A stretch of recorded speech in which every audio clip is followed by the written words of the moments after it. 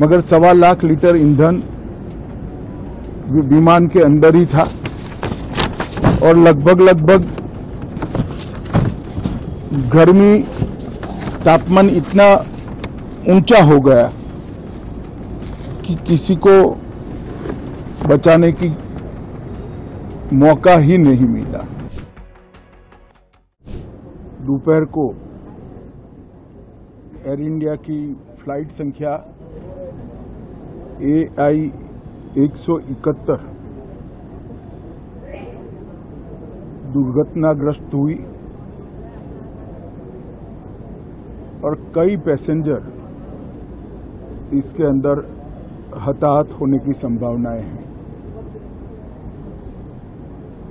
इस घटना से पूरा देश क्षुब्ध है और पूरा देश एक साथ पूर्ण संवेदनाओं के साथ ये जो दुर्भाग्यपूर्ण हादसे में पैसेंजर हताहत हुए हैं, इनके परिजनों के साथ खड़ा है। सबसे पहले मैं भारत सरकार, गुजरात सरकार, भारत सरकार के प्रधानमंत्री जी और गुजरात सरकार की ओर से भी जो लोग हताहत हुए हैं, इनके परिजनों के प्रति गहरी संवेदना व्यक्त करता हूं।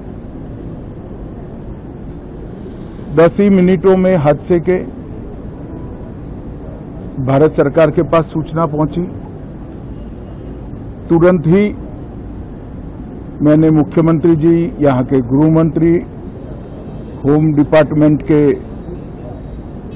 Control room, civil aviation department, civil aviation मंत्री, सभी से संपर्क किया। प्रधानमंत्री जी का भी तुरंत ही फोन आ गया और भारत सरकार और गुजरात सरकार के सभी डिपार्टमेंट एक साथ होकर राहत और बचाव कार्य में लगे। इस विमान में कुल मिलाकर 230 यात्री देश के और विदेश के और 12 क्रू मेंबर सवार थे। इसमें से एक यात्री का बचने का अच्छा समाचार मिला है, मैं उनको मिलकर आया हूं।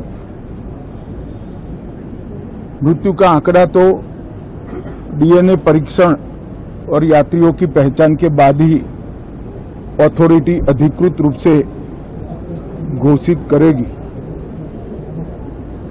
मगर जो यात्री बचा है उसको मैं मिलकर आया हूं। घटना के तुरंत बाद गुजरात सरकार ने बहुत त्वरा से डिजास्टर मैनेजमेंट की सारी इकाइयों को अलर्ट करते हुए, चाहे हेल्थ डिपार्टमेंट हो, चाहे फायर ब्रिगेड हो, चाहे पुलिस विभाग हो, भारत सरकार की भी CAPF को संपर्क कर सभी ने एक साथ मिलकर राहत और बचाव का कार्य चालू किया। मगर 1.25 लाख लीटर ईंधन विमान के अंदर ही था और लगभग गर्मी तापमान इतना ऊंचा हो गया कि किसी को बचाने की मौका ही नहीं मिला। अब मैं घटना स्थान पर भी जाकर आया हूं। सारे यात्रियों के मृतदेह को बाहर निकालने का काम लगभग समाप्त हो चुका है। जितने यात्रियों के परिजन यहां पहुंच चुके हैं, वो सबका DNA लेने की कार्यवाही भी 2-3 घंटों में समाप्त हो जाएगी। विदेश में जिनके परिजन हैं, उनको सूचना देने की कार्यवाही समाप्त हो चुकी है और जैसे ही पहुंचते हैं उनके भी डीएनए सैंपल लिए जाएंगे और मृतदेहों की पहचान के लिए जितने मृतदेह मिले हैं इनके भी डीएनए सैंपल लेने की कार्यवाही समाप्त हो चुकी है। गुजरात में ही लगभग 1000 के आसपास डीएनए टेस्ट करने पड़ेंगे। ये सभी टेस्ट करने की क्षमता गुजरात में विकसित है, तो डीएनए टेस्टिंग के लिए कहीं गुजरात के बाहर जाने की जरूरत नहीं पड़ेगी। गुजरात की एफएसएल और नेशनल फॉरेंसिक साइंस यूनिवर्सिटी दोनों मिलकर कम से कम समय में डीएनए का परीक्षण पूरा करने के बाद परिवारजनों को अपना परिजन का मृतदेह सौंपने का काम करेंगे।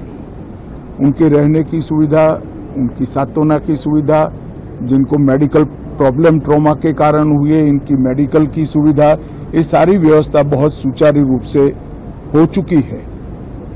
अभी रिव्यू मीटिंग में सारी व्यवस्थाओं को हम सब मंत्रियों ने साथ में मिलकर देखा है। एविएशन डिपार्टमेंट ने अपनी जांच शुरू कर दी है और